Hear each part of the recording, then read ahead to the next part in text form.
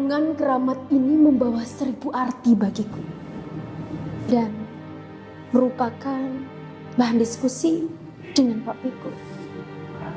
Papi, arti merdeka itu apa?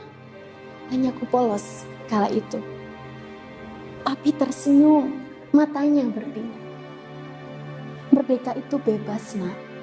Bebas penjajahan dan bebas menentukan nasibnya sendiri.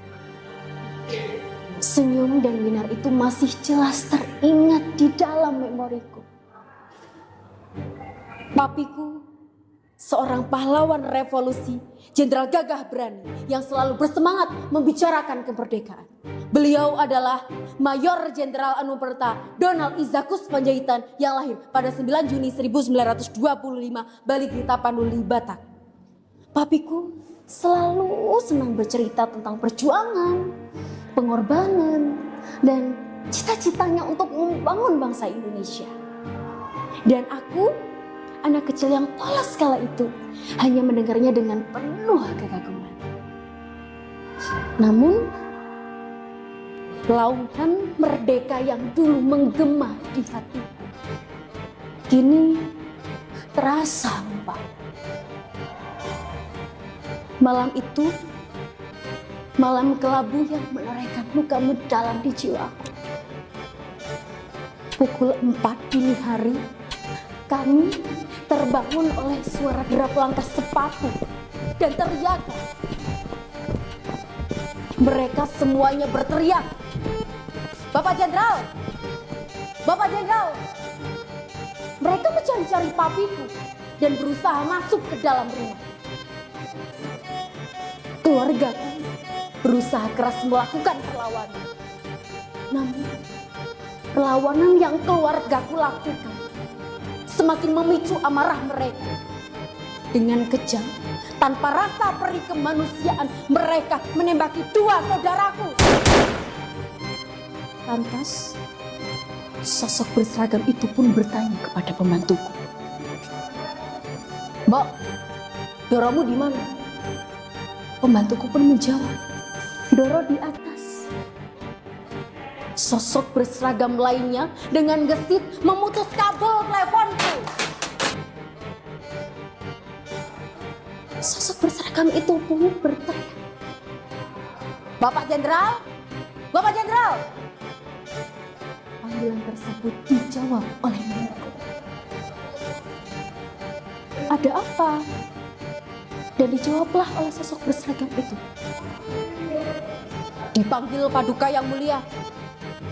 Tak lama, aku melihat papiku turun dengan mengenakan seragam lengkapnya, tampak berwibawa. Dan, "Pi, aku ikut," kataku, mataku berkaca-kaca. Papi menggeleng, "Tidak, nak, kau harus tetap di sini." Tak lama kemudian, aku melihat papiku turun dengan langkah pasti. Aura kepemimpinannya terpancar dari setiap gerak-geriknya.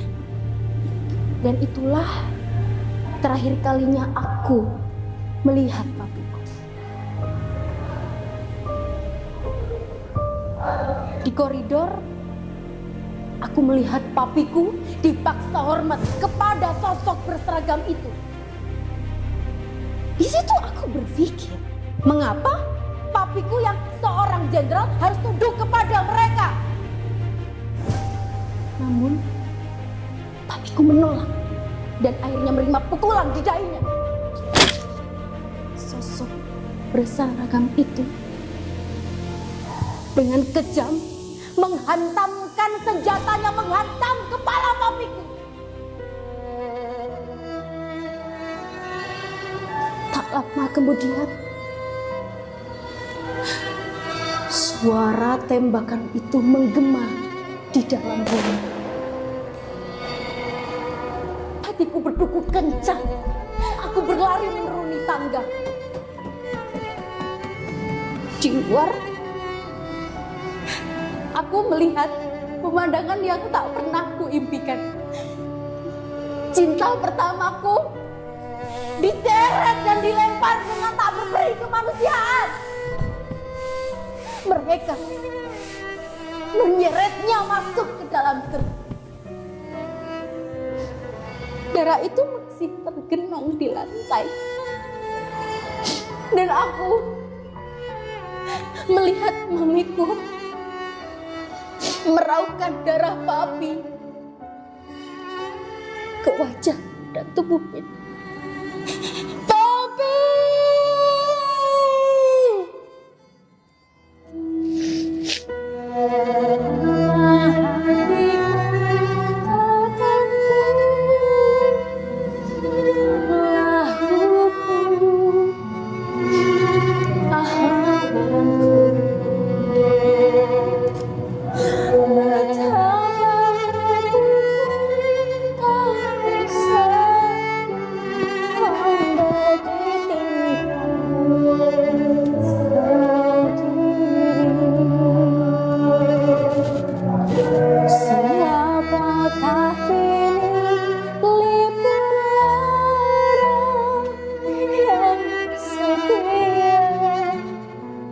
Dan berhilang. Siapakah ini pahlawan pembela bangsa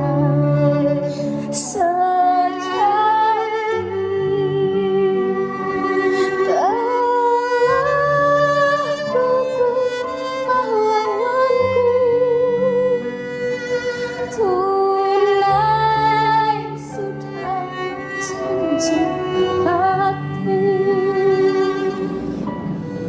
Dan saat itu rasa bangga yang kuperoleh tergantikan dengan kepedihan yang mendalam. Malam kelabu menyelimuti tanah air, penuh luka dan darah yang tak kunjung surut. Kemanusiaan seolah dilupakan.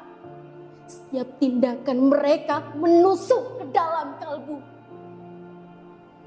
Dalam kegelapan ini, kita menyaksikan moralitas yang kejam dipertontonkan.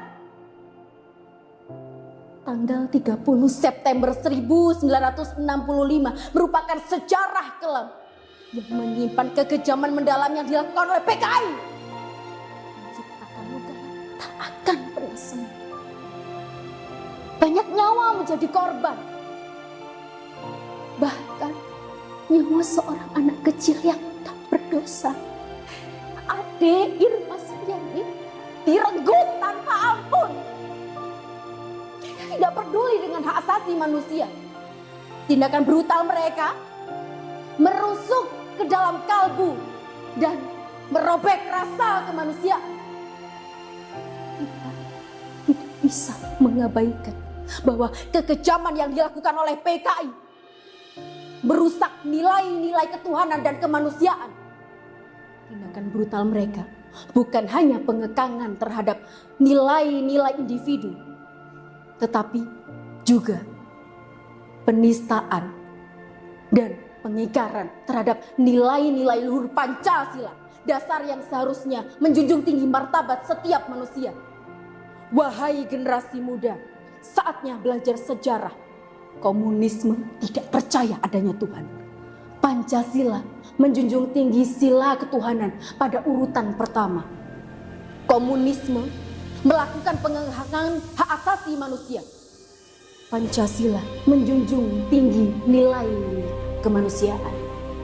Komunisme menciptakan perpecahan. Pancasila menjunjung tinggi nilai persatuan. Komunisme mengedepankan otoritarisme. Pancasila menjunjung tinggi nilai demokrasi. Komunisme melakukan penindasan.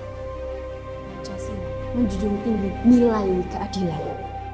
Sebagai penerus, kita harus memahami sejarah ini untuk memperkuat cinta tanah air dan menjaga persatuan. Mari jadikan Pancasila sebagai pedoman untuk membangun masa depan yang lebih baik bagi Indonesia.